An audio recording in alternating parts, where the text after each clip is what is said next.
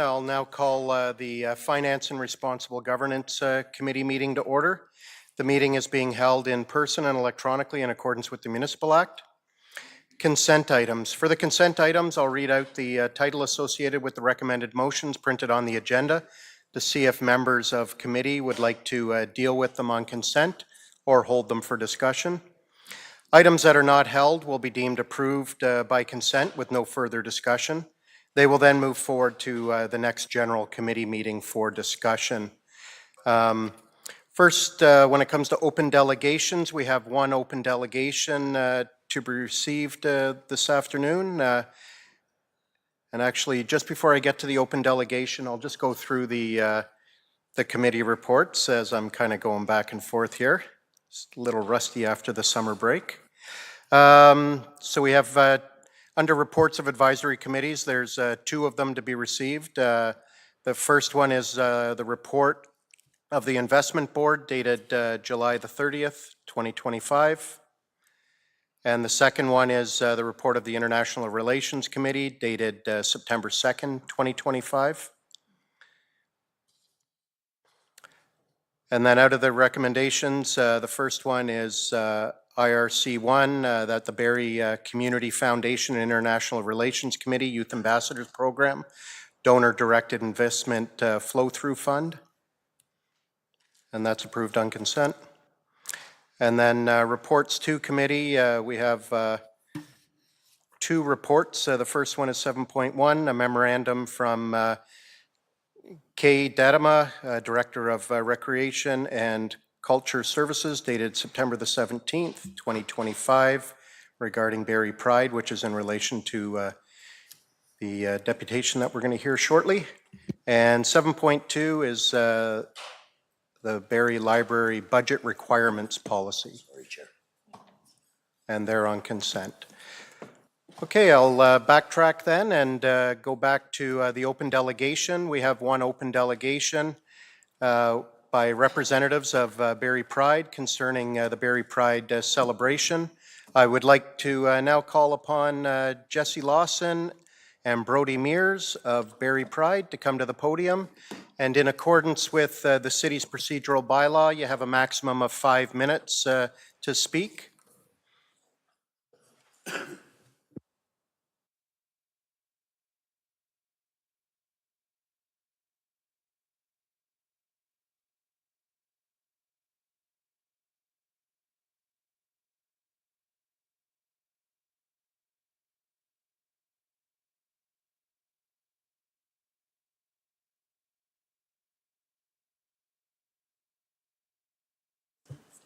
Good afternoon. Go ahead. Talking here? Oh, okay. We Gotcha. have some handouts if anybody wanted some information as well. Should I begin talking while we hand these out? Yeah? All right. By all means, yes, go ahead. All right. Hello, community and council members. Thank you for your time. To begin, we'd like to share a bit of information about Barrie Pride. We are a 2S LGBTQIA+ historical advocacy, education, and celebration not-for-profit that has been running since 2013 as Barrie Pride. We are federally incorporated as a not-for-profit in 2018. Barrie Pride provides multiple queer community services, including food security through our Pride Pantry program, supporting trans health and wellness with the Transgender Wellness Fund, and a local business and service accountability and inclusivity program, Pride Positive Places, so that folks know where queer and allied safe places are to be here in Barrie. We also host monthly Pride social events, pop-up Pride events, facilitate educational seminars, write educational books like Rainbow Orientation, and also with community support, put together a Barrie Pride celebration each June. All of these activities and events showcase Barrie to be a growing, inclusive, diverse, and entertaining city. As a historical advocacy organization, we are asking for the ability to grow Barrie Pride into a success with your support. Canadian Pride celebrations that succeed economically and socially base their success on 4 factors: duration, accessibility, promotion, and annual consistency. Barrie Pride being in June reinforces the global message and solidarity of Pride, connecting local events to the broader international celebration and therefore enhancing both our community and our tourism. We are asking you to consider any weekend in June as a consistent date for the International Historical Advocacy Time of Recognition for past 2SLGBTQIA+ riots and civil rights held and won during historical June. We are requesting any weekend in June, the International Month of Pride, except the last weekend because that's Pride Toronto's annual weekend, and we would like the event to be a multi-day Pride celebration utilizing Meridian Square, multiple and various downtown streets, gathering areas and businesses and organizations. We would ask for a weekend where we are the only local Pride event that weekend so that we're likely to draw more attendees than we would during weekends that overlap other Pride events. The historical advocacy of Pride would be highlighted and the cultural significance of June and our local Barrie Pride celebration elevated to the world, coinciding internationally with Pride advocacy and history, increasing attendance and tourism for the City of Barrie. This makes these events a major economic draw, particularly in the tourism sector, especially as Barrie is the gateway to Muskoka as well. With the ability to build and have consistent growth, the Barrie Pride celebration can attract both domestic and international visitors. So we would have a 3-day Pride celebration to cover extending the duration for success. Each year, the community suggestions and our own disabled board members critique the accessibility of the Barrie Pride celebrations to become more accessible, and we'll continue that each year.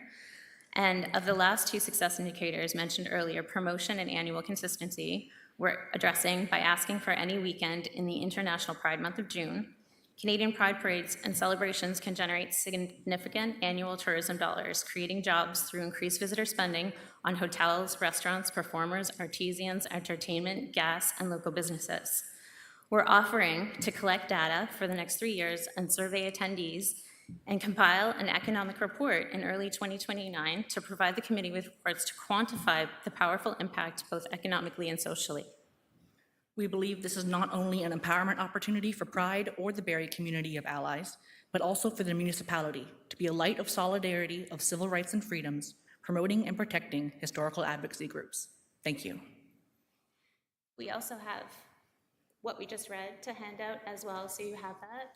And what we handed out was a little bit of the history of Prides here in Canada and the advocacy, and then also Toronto Pride's economic impact. Thank you for your presentation. Do any members of committee have any questions of clarification? Councillor Kunkel. Thank you through you, Chair Harvey. And I think, was it Jesse and Brody? I didn't catch you on introduction, so I wasn't sure how best to make I'm sure. Brody. This is Brody, Jesse. thank you for the presentation. Love the passion and investment you're putting into this with your time and energy and around looking to grow this. I think it's wonderful. I'll speak a little bit to it just so you don't feel like we didn't have any questions. And probably my rationale for some pieces, and happy to connect with you anytime, too, one-on-one or directly. So at this point in time, while I would love to see, of course, a lot of Pride events and activity and activation and involvement in June. If you haven't seen the staff report, it has given at least me a lot of information about what else is happening around an economic drivers that also overlap in June. So I think you maybe refined it to identify that you're really looking at the first 3 weeks in June, not the last week, because it's Toronto Pride. Weekends. Mm-hmm. Yeah. Yeah.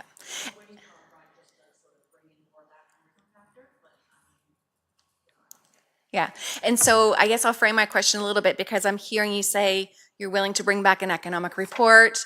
Have you engaged Tourism Barrie on this? I don't see yet, and I don't want to simplify my comments to being not really valuing what all these events could do if it's dedicated, but from an economic commitment, seeing and knowing that while I know staff have been working with, I think, your team around permits and events and making sure we can support you where possible, we do have a lot of other activities that are historical, but also Land at the Month, Seniors Month, Bike Month. We've got other kind of dedicated events. I think that staff have done a nice job of highlighting.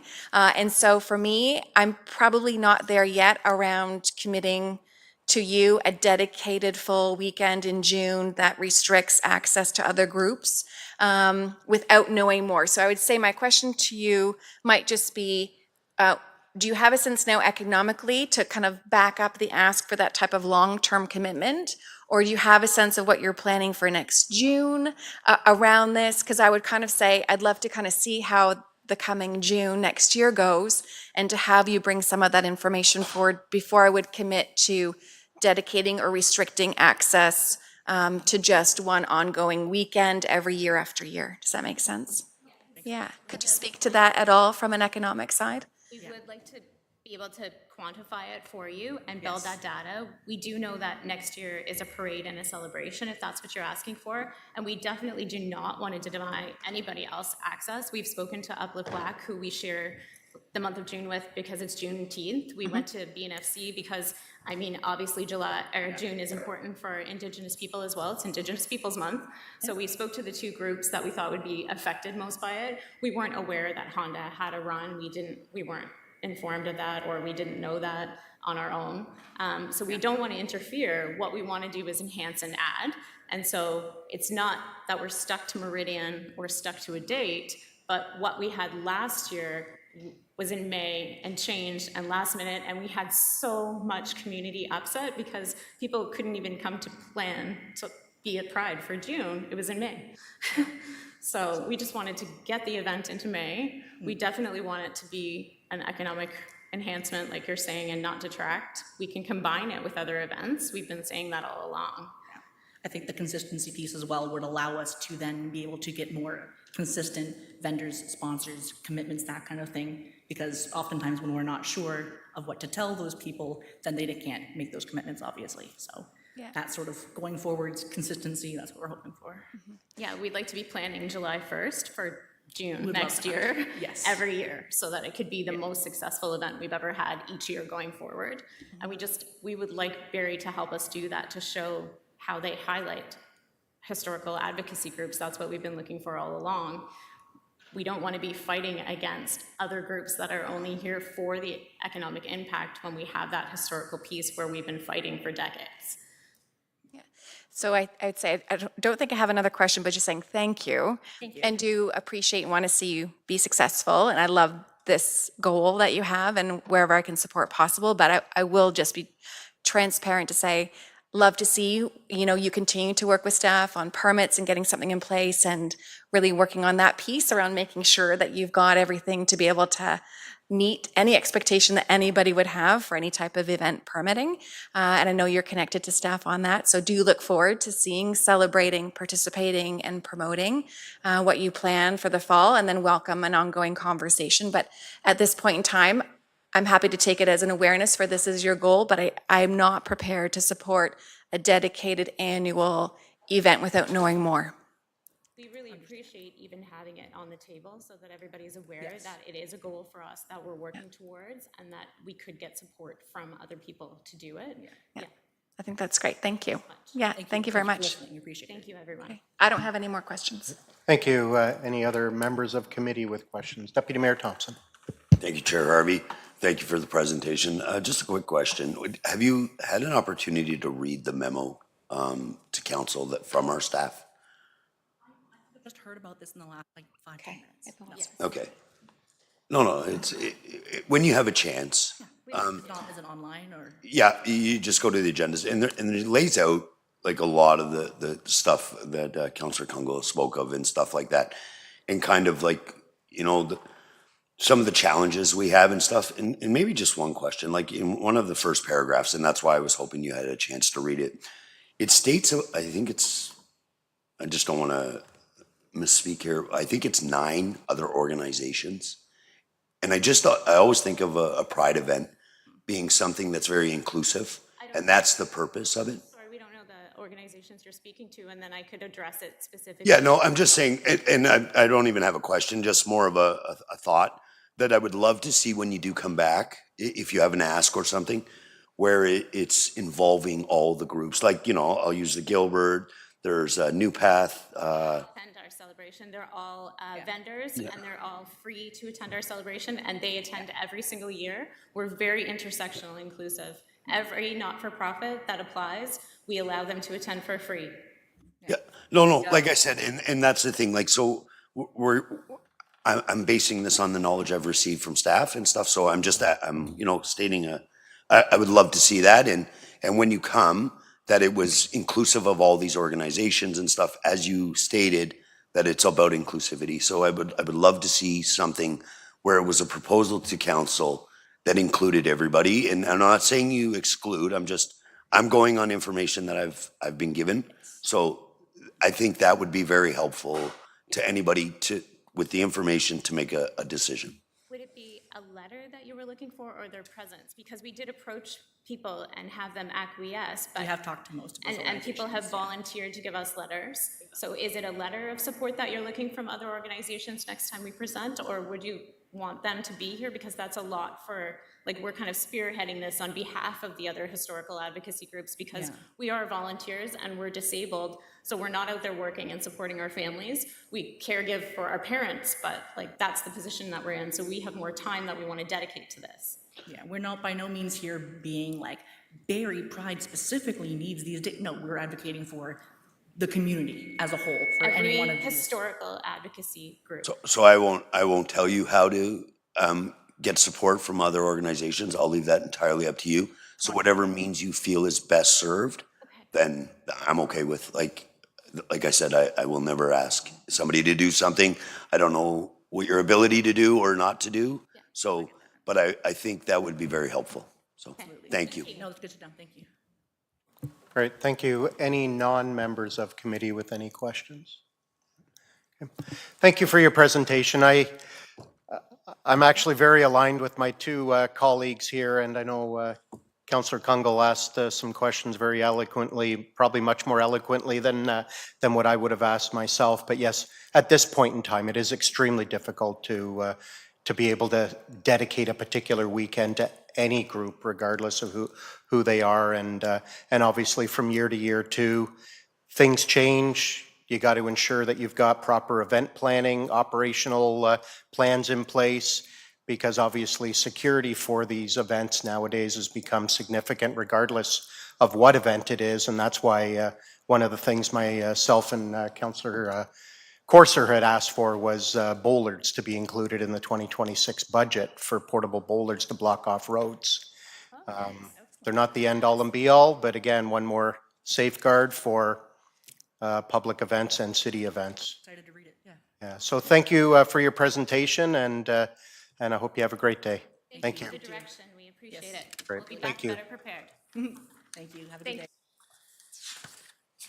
And I think that is it, and that will conclude the Finance and Responsible Governments Committee. This meeting is adjourned.